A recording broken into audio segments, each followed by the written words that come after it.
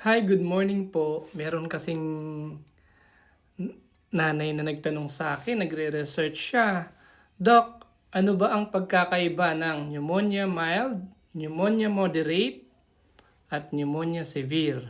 Napag-aralan ko na yan, nag-google ko na yan. Sabi, yung simpleng-simple lang pang ABCD lang. Huwag mo nang isama yung curve 65 tsaka yung PSI.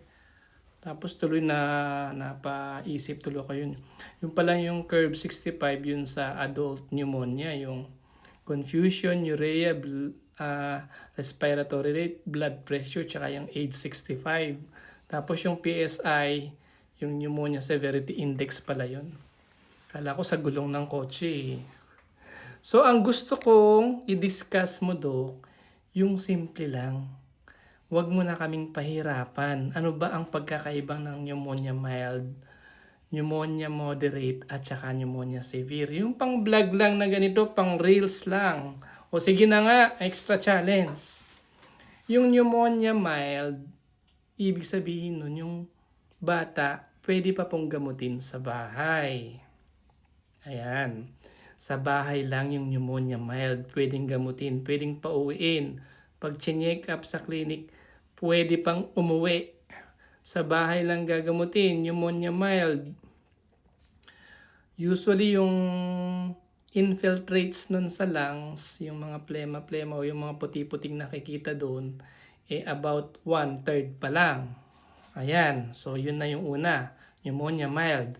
Yung pneumonia moderate, yung pneumonia moderate naman, yun yung kailangan nang i-admit sa hospital.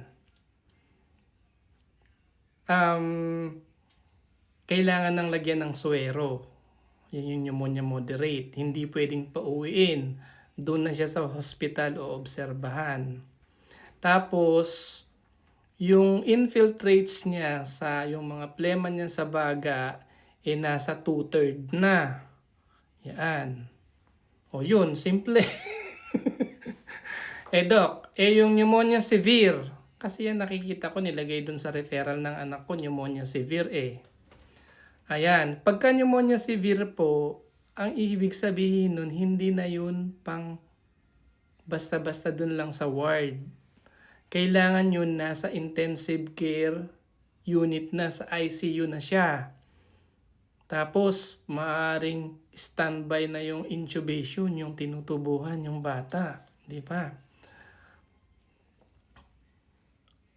O yun lang, 'di ba? Kapag ka pneumonia severe, nandun na yun kasi sa ICU.